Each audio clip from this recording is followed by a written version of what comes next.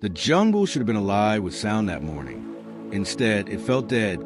Every bird went silent. Every leaf stood still. A strange, heavy quiet settled across the riverbank. Jim Elliot stood in the middle of it with a Bible by his side and a calm, steady heartbeat.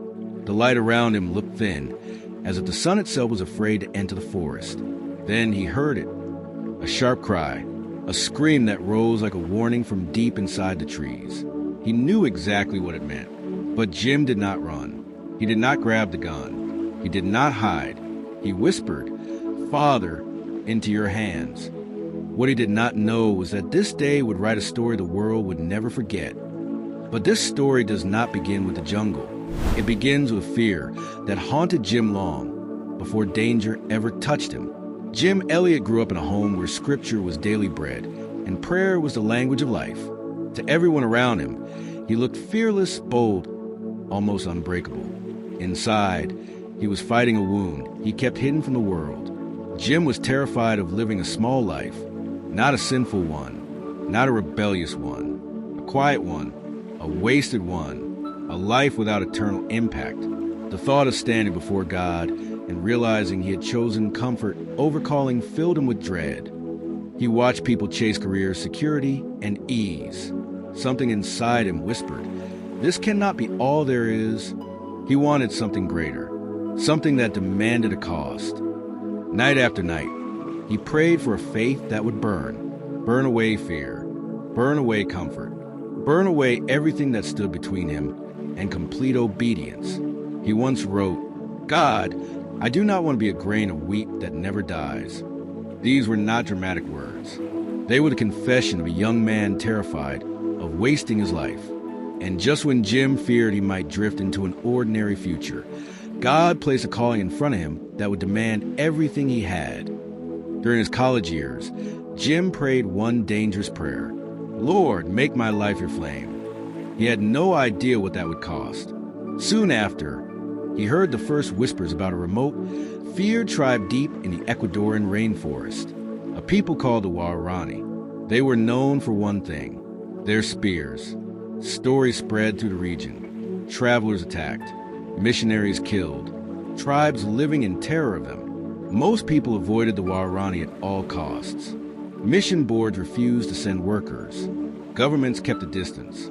But Jim felt something stir in his soul. Not fear, but purpose. He saw souls. Souls in darkness. Souls worth dying for.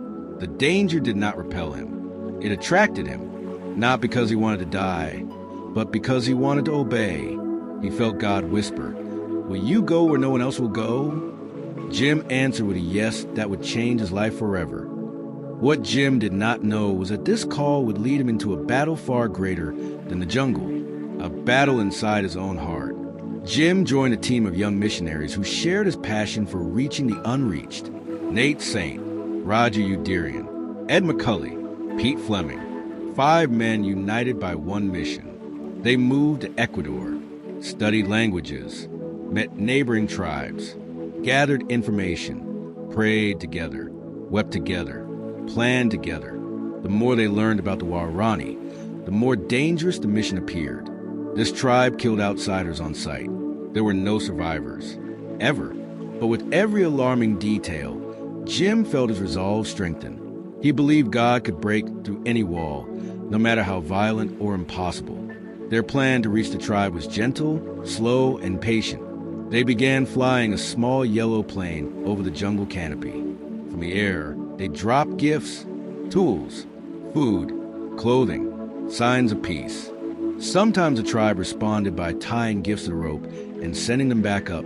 A carved comb, a woven belt, small, delicate signs of trust. Jim saw hope forming, a fragile bridge slowly taking shape between two worlds.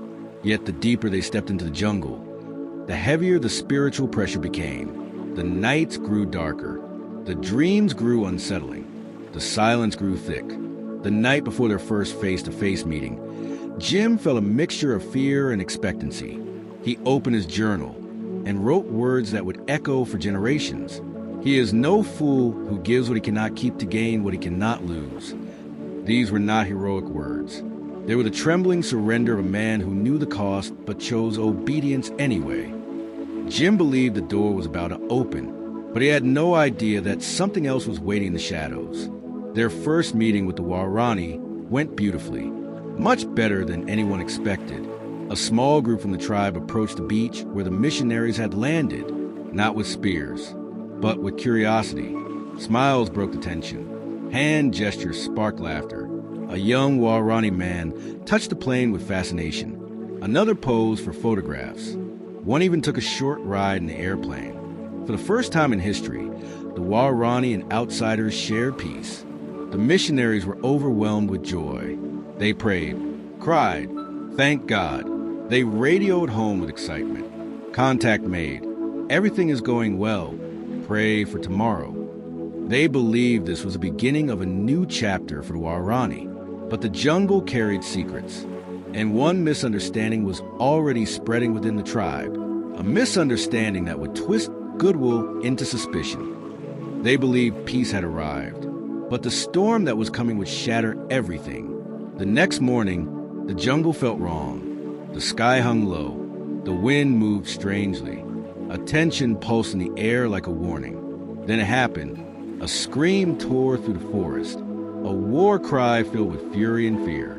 Waorani warriors burst out of the tree line with spears raised high, their faces painted, their bodies shaking with adrenaline, their hearts poisoned by a lie that had spread overnight.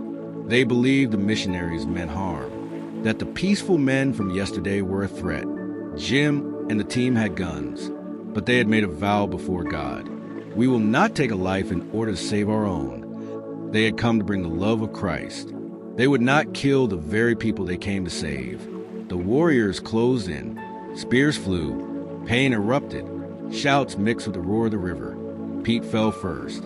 Then Ed. Then Roger. Jim took a spear to the side. He fell to his knees, looked upward, and whispered one final word. Jesus. Silence fell over the beach. The river carried the bodies of 5 young men who had given everything. Jim Elliot was 28.